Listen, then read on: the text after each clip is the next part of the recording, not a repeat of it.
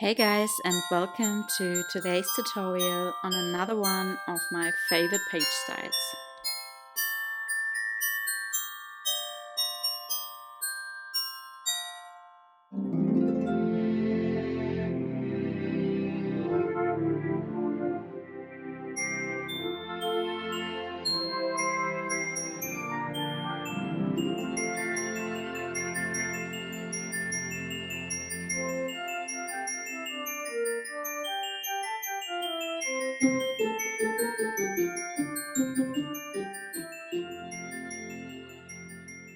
Okay, so let's just start with the tutorial for today. And the first step we always need to do for any of those page styles is to cut and score our cardstock as well as our pattern papers. And for the measurements, you can refer to the cutting guides and templates which are available in my Etsy store for different album sizes. And when I cut my cardstock and pattern paper, I always like to label all the elements I have cut. So this is just an example on how to use your cutting guides for cutting and scoring your cardstock and pattern papers. And then after scoring, you can go ahead and do the next step. So the next step for this page style is to attach tape right next to the scoring lines. So we have already scored our cardstock and now we can take our 3/8 of an inch tape, so at least that's what I like to use. And you just want to make sure that you place it on this little flap we have created with scoring, and you just place it right next to the scoring lines without actually covering the scoring lines. And after attaching our tape, we want to cut off the corners of the little flaps we created with scoring.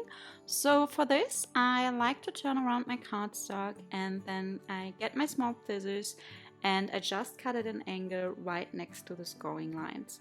And just make sure that you don't accidentally cut into the scoring lines, but just next to them. Once you have cut off the corners, you can go ahead and actually fold up the little flaps we created. And for this, turn around your cardstock because you don't want to fold it up on the side where you scored it or where you placed the tape on. So we want to fold it on the back side. And then I also like to get my bone folder and burnish it down. After preparing those cardstock elements, we can continue by adding the first cardstock element, which is cardstock element A, onto our basic page. And for attaching, I always like to just remove half of the tape backing from one side, and then I use the non-sticky side to align my cardstock with the edge of the basic page until I find the correct position, and then I can go ahead and remove the rest of the cardstock to stick it down. And now that cardstock element A is attached to the middle of the basic page, you can continue by also adding pattern paper A to the cardstock as well.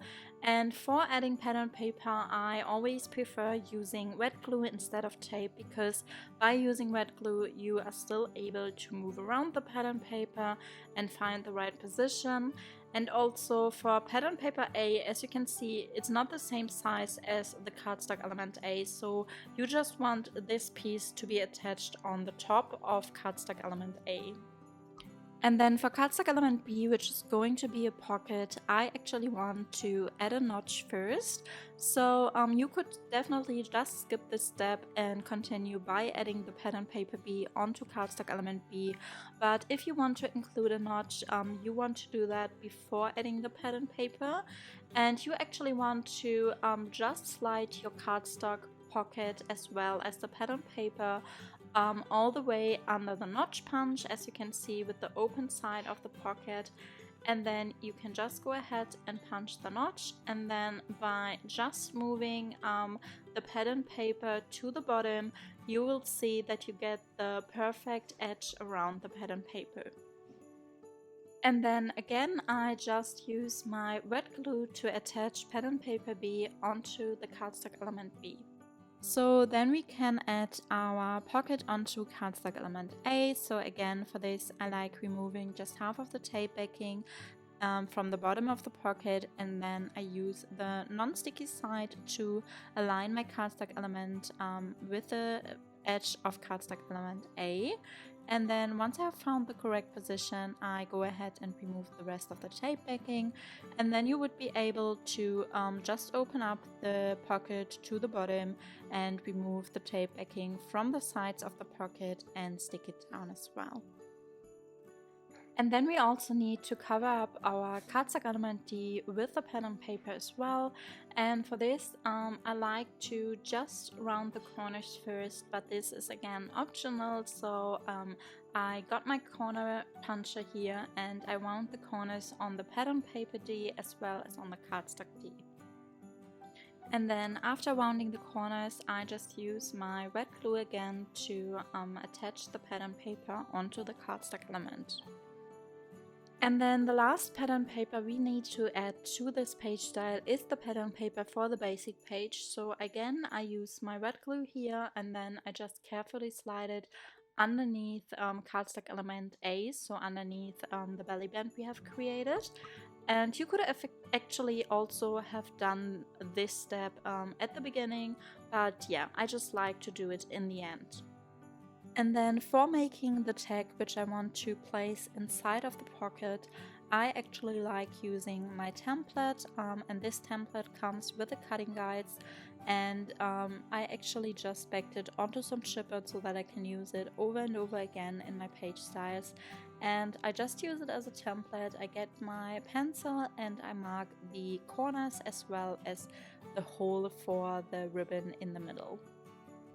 So then I can just get my scissors and cut the corners, and my hole puncher, I use the crocodile here to punch the hole.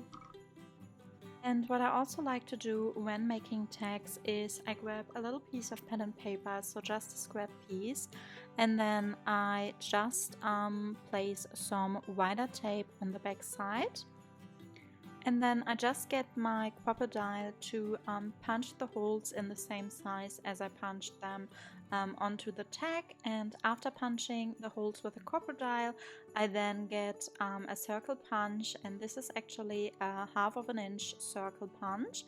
And I just punch around the smaller hole so that I have this circle to place around the hole on the tag. And because I backed it onto some tape, it's already self-adhesive, so you can just remove the tape backing and place it around the hole on the tag. So now we only need to add the ribbon to the tag, and for this I like just to cut off a little piece of ribbon and then I fold it in half.